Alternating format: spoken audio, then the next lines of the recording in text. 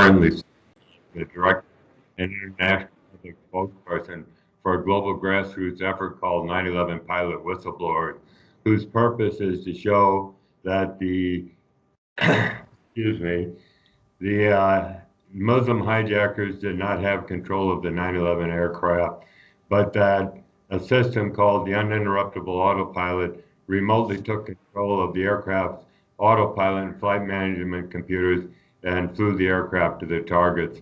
And once this system is engaged, the pilots can no longer disconnect it. Today I have with me Captain Willem Felderhof from the Netherlands. I'm going to let him give us his resume experience. Willem, thanks for joining me today. Thanks for having me, Dan. Yes, I was wondering, what year did you commence flying your very first airplane? Well, I started my School of Aviation in 1990. So that's, in 1990 I started at the school, and then I flew a small single engine aircraft, Piper Warrior, Piper Arrow, then Piper Seneca. So that's a twin engine. That was during my School of Aviation. That was 2 years, and then I switched to turboprop engine, the Dornier 228, and that I flew for about 2 years. And then I switched to the Boeing 737, the 200, 300, and the 400 at Transavia Airlines. That was a charter airline in Holland. And then I switched to KLM Air France in '95, and then I started almost immediately at the MD-11, and I flew the MD-11 for 18 years. Wow, 18 years. Yeah. Do you have a rough idea how many flight hours you accrued over that period of 30 years? Over 10,000 hours, in between 10 or 11,000 hours. Okay. And how about your educational background, schools you attended, etc.? Well, I did some commercial schools. I did just my regular college, nothing special there. Okay. In Holland, it's a high school, and then I switched, did commercial work and studies, but not university studies. And then I switched to the School of Aviation, because that was always my dream to become a pilot. So I switched to that. Well, your credentials would certainly qualify you as an expert witness as a pilot. I was wondering if you would be willing to testify under oath on camera before a grand jury in a court of law if we move forward with this legally. Yes, sure. I will very much do that.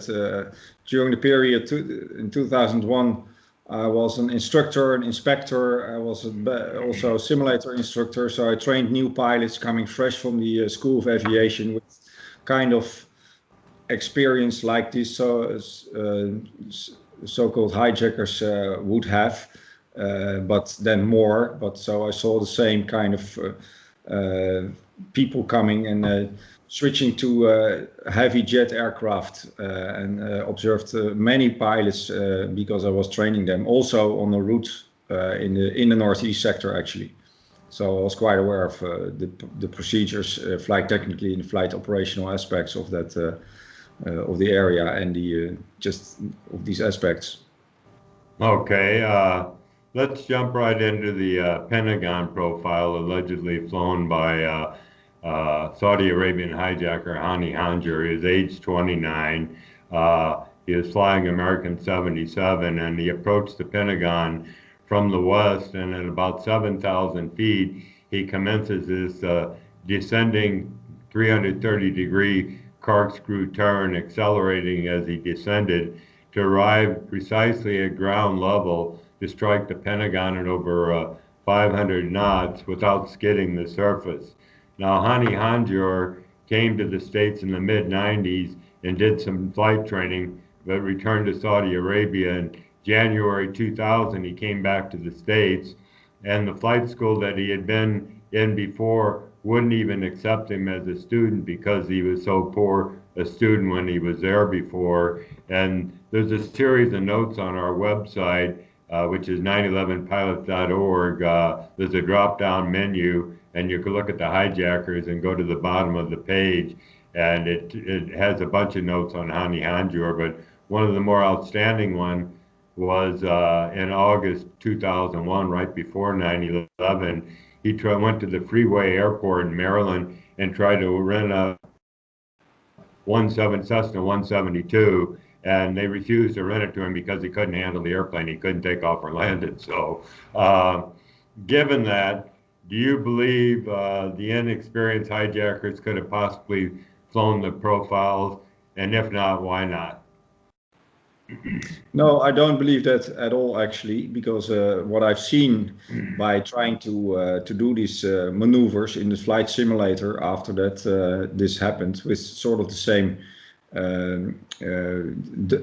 data which was presented to us, what you just mentioned, this maneuver, which was also almost impossible to do for highly trained pilots on specific type of aircrafts where they felt really convenient with because they're very experienced on the type of aircraft where we were doing these simulator maneuvers on, and it was just almost impossible, if not completely impossible, to do these maneuvers, let alone if you try to use the data which was presented by the NTSB and by the official reports.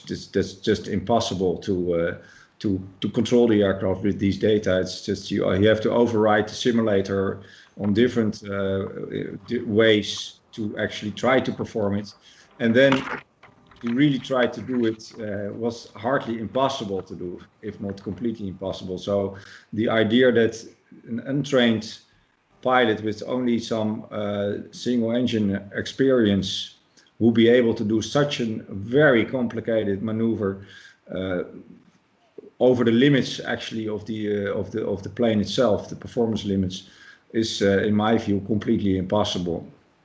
Yeah, I agree with you 100%.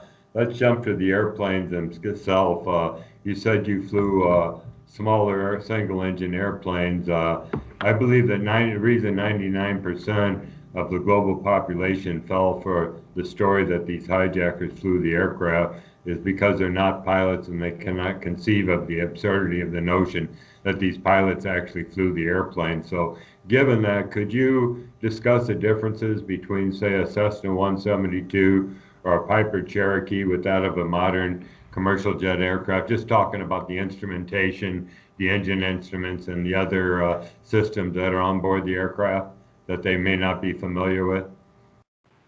Yeah, it's a complete different ball game. It's a complete different layout. And it's very overwhelming, actually. I've seen many pilots who just succeeded from the School of Aviation and were hired by KLM and had to train them from zero flight training, and especially the first impression when you take a seat in a cockpit of a big airline is just very overwhelming by itself because of the overload of information you get and the systems, which is very different than in a Cessna, in a small single engine aircraft. So and then I don't have it about controlling or flying or operating these airplanes, these high or these big airliners, but that by itself is overwhelming and creates stress. So to operate it, when these pilots came from the School of Aviation with like 200-300 hours single engine and good pilots, because they did finish their School of Aviation training, which is quite a selection also. Then you don't start with flying these planes. You fly for the first few years. You just are a second officer, so you only go and you do the radio communication, and you don't do the landing and takeoffs and all that stuff. So you don't really fly the aircraft.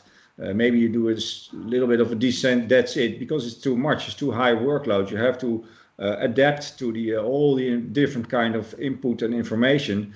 And if you see the flight phases where these the hijackers were flying, there were loads of alarms and oral warnings and visual warnings in the cockpit, which is another stress giver. So it's completely impossible, in my view, that these pilots were able, despite all these warnings, which is another stress factor, were able with zero training operate these planes with these flight management systems and all these different navigation systems, which they also had to use in order to navigate to these points, is just, if I'm be honest, it's just a ridiculous notion. It doesn't make any sense. It's just, it's ridiculous, really.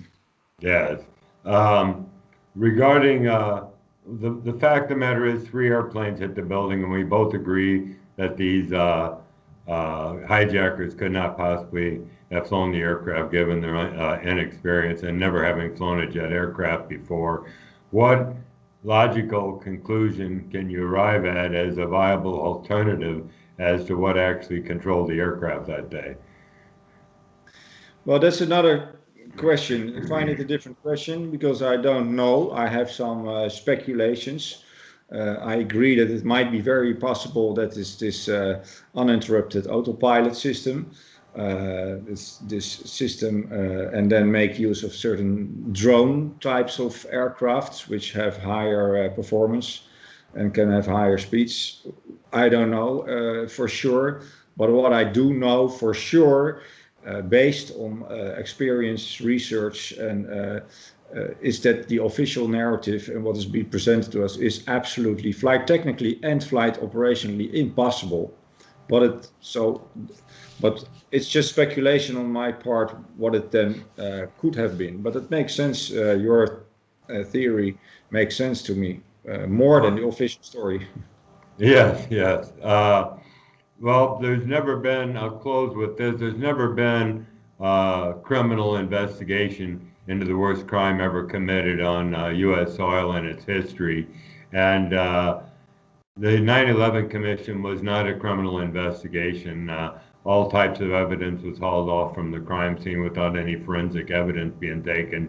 There's other groups out there that are approaching this legally, trying to get a grand jury, force a grand jury investigation. And that's our intent with this testimony and other evidence that we have, is moving forward in that direction, approaching the Lawyers Committee for 9/11 inquiry to see if they'll look at our evidence and represent us in this case. So that's about it. Willem, I want to thank you for taking time for this interview, and that's about all we have. Until next time, this is Captain Dan Hanley and Captain Willem Felderhof, signing off and saying so long. Bye-bye.